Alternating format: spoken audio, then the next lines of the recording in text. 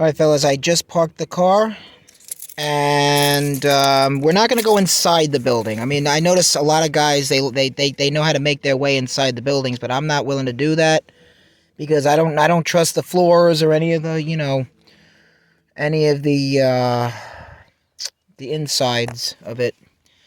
But anyway, let's get out. I'll show you around. I finished my coffee.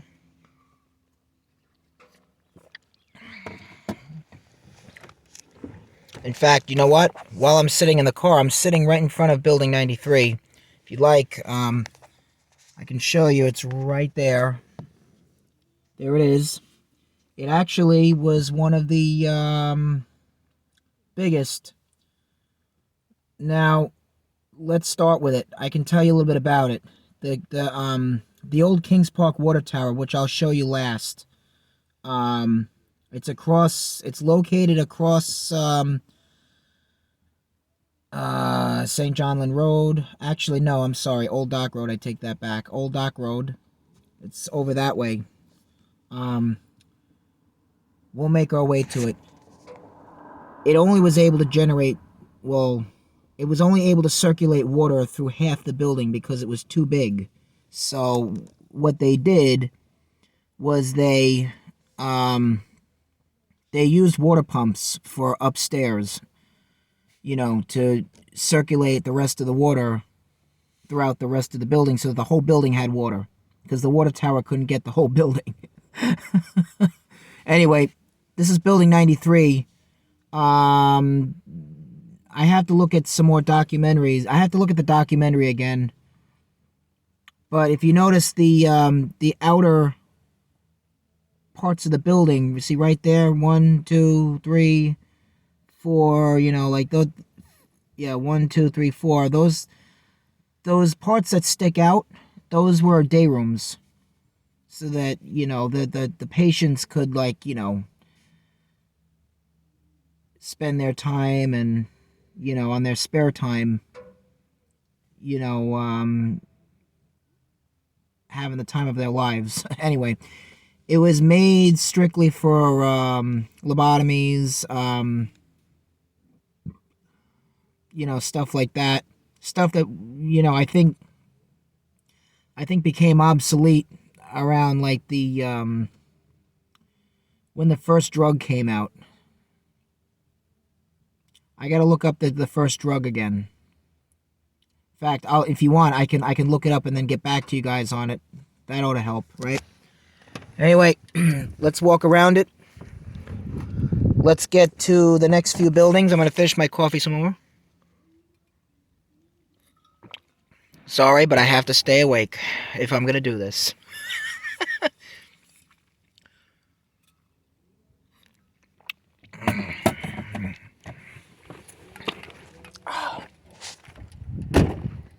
Anyway, you noticed right behind me, I'll show it to you right now since it's right here. Right there is the water, the fire department there. It was all part of the grounds. It was part of the, it was all part of the Kings Park Psych Center. Mainly, it was used not just for fires, but if, let's say, a patient ran off or something and the fire department catches it, they sound the alarm on that thing right on the top there. It looks like it's missing, but if you notice right on the top, I'll zoom it in if I can, or it won't let me. Right on the top there's a radio transmitter. It was used to,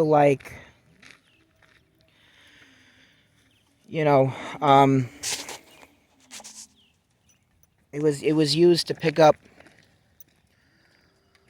any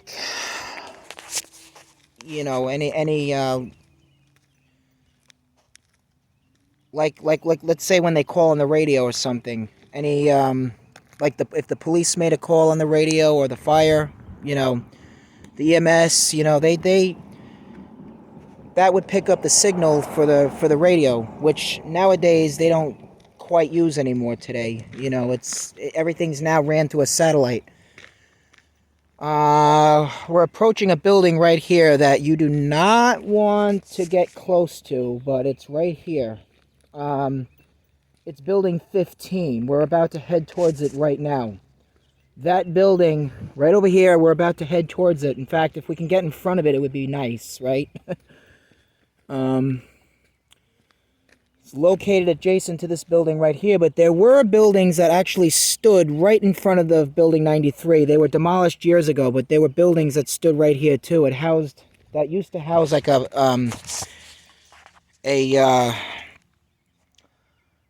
library, you know, and stuff like that. And it's gone. You know, it's gone. I wish I was here when it was all there. I don't know. There's a lot of buildings I wanted to look at, but I just couldn't make the time. You know, I just couldn't. I just didn't have a chance because I didn't know. I really didn't know that these were here. You know, I had no idea. But here's Wisteria House. That's what this place was known for. Wisteria. Okay. It housed all the patients that were in jail and, you know, back in the day when jails were full, because jails were not really as, you could say, high definition as they are today with all the room they got nowadays. But this building, all in all, this was it. This was one of them, if you want to say. Now, if you noticed that little window on the top, right over this entrance to get in, there's a cross right there. I think there was like a death penalty that they would put them in if they did horrible things, you know, because a lot of people that lived in this building did some pretty bad things. A lot of correction officers worked in here. You know, it's not a lot of people actually. I mean, Building 93 was more discussed more than any of these others. Way more than this one ever was. But building 15, all in all, was the violent ward. The internet is flooded that if you ever walked in there, let's say at night or something, or even now at this time of year, you know, at this time, you could run into ghosts that could probably hurt you. Talk about the whole paranormal activity. But anyway.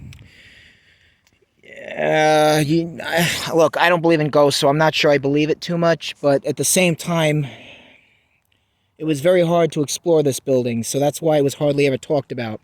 Now, from over here, you can see the water tower, but we're going to get close to it anyway, when we get towards the end of this. Over there was some buildings. I really don't know what these buildings were over there. There's, I'll show you, down that way, there's doctor housing and, like, you know, this was a hell of a piece of property here.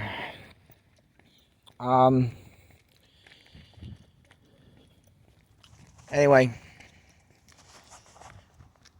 Now, in being what it is now, a lot of people fly drones over here, and, you know, it's a big piece of property that had buildings that stood here at one point. They just tore them down and just turned it into state land, you know, state, you know, stuff like that, you know, like state parkland for the most part. Anyway, there was a time when these buildings were closing down, okay? There was a time when the police department wanted to buy buildings, the fire department wanted to buy buildings, you know. Well, the state wanted no part of that. So it turns out that they just had no choice but to leave it to decay. And it's sad. It bothers me that some of these people that were either discharged or just were transferred to Pilgrim State Psych Center up in Brentwood, not far from me, but still a drive away yet. I feel bad for them. I mean, you know, in my opinion, I think they could build more places just like it, you know, so that these people could have places to not have to live on the street. Anyway, as I'm walking, I mean, it's a big piece of property, so give me time here, you know. Yeah. There was a building that stood over there. It looks like it was demolished, but I'm not sure what it was. Some of these buildings I never really paid attention to. So, you know, but some were very popular back in the day. Alright guys, we're about to head over to the newest of all buildings. But first I want to show you right in front of it what buildings stood where before demolition. Let's cross the street first. Let's make sure no cars are coming. Right?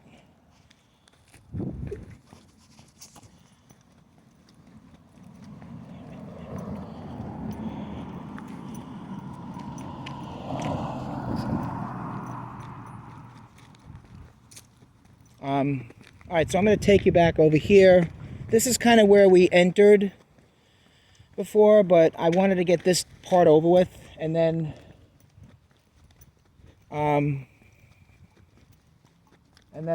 we'll head back the other way, and maybe we'll go towards that way more. You know, just walk down that if we can.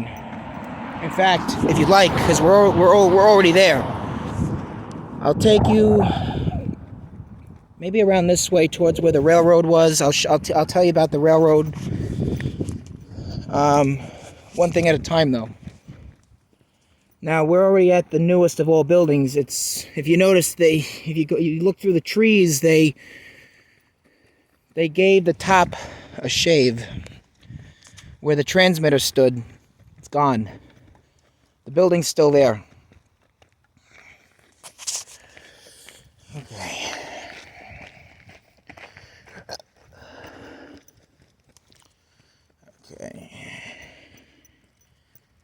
Alright guys, it's a long walk, so hang on just a minute. I'm going to